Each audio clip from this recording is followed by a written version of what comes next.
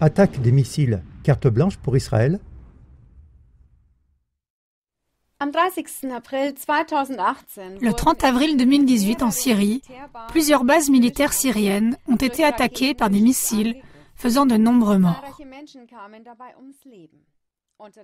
Selon ARD et la télévision ZDF, des soldats iraniens étaient parmi les morts. Des sources syriennes ont reproché à Israël d'être à l'origine de l'attaque qu'Israël, jusqu'à présent, n'a ni confirmé ni démenti.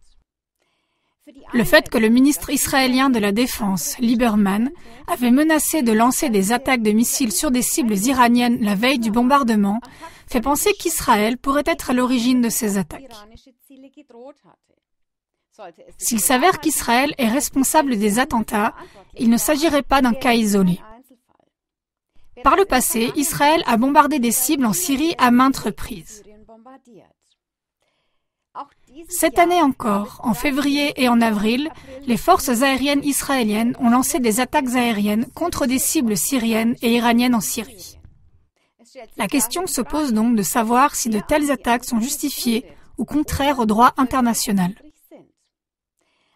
L'article 2.4 de la Charte des Nations Unies stipule ce qui suit. Les membres de l'organisation s'abstiennent, dans leurs relations internationales, de recourir à la menace ou à l'emploi de la force, soit contre l'intégrité territoriale ou l'indépendance politique de tout État, soit de toute autre manière incompatible avec les buts des Nations Unies. Par ces attaques répétées, Israël viole donc l'intégrité territoriale de la Syrie et l'interdiction de la violence par l'ONU. Étonnamment, il n'y a pas de protestation de la part des politiciens et médias occidentaux, ni de sanctions contre Israël. Au contraire, soit ces agressions ne sont pas commentées, soit on se positionne ostensiblement du côté d'Israël. Le gouvernement israélien justifie ces attaques en disant qu'il se sent menacé par la présence iranienne dans un État voisin. Le Premier ministre israélien, Netanyahou, a accusé à plusieurs reprises l'Iran d'utiliser le territoire syrien pour préparer une attaque contre Israël. Jusqu'à présent, les médias et les politiciens occidentaux n'ont pas vraiment contredit cet argument. Mais le sentiment supposé d'une menace suffit-il pour bombarder des cibles dans un pays voisin ?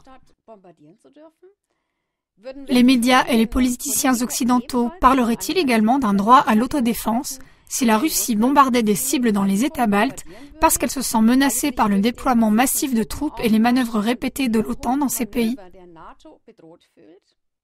Pas du tout.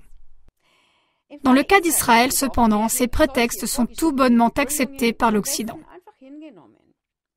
Cela montre une fois de plus que les médias et les gouvernements occidentaux ne cherchent pas à désamorcer le conflit. Car en tolérant systématiquement les frappes militaires d'Israël contre son voisin syrien, on donne carte blanche à Israël pour de telles agressions.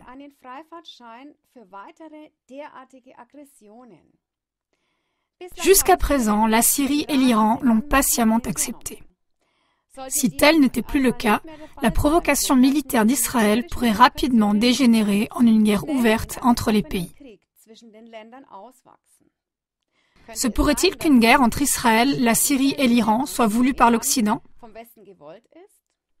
Ce serait plausible, puisque les États-Unis et leurs alliés n'ont pas réussi, avec l'aide des troupes rebelles, à faire tomber le président syrien Assad pour assurer la domination américaine dans la région. Bonjour à toutes et à tous, et soyez les bienvenus à nouveau sur le plateau du Mur des Lamentations, ici à Besançon. Aujourd'hui, j'aimerais commencer en vous lisant un message surprenant.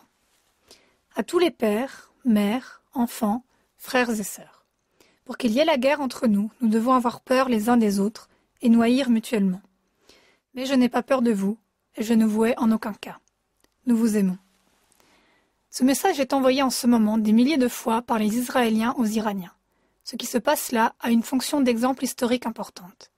La population d'un pays menaçant se place au-dessus de son gouvernement guerroyeur et commence à faire des pourparlers de paix directement avec la population du pays menacé, prétendu ennemi. Toutes les minutes, de nouvelles amitiés entre des personnes israéliennes et iraniennes fleurissent. Les hommes en ont assez de l'inimitié suscitée par leur gouvernement.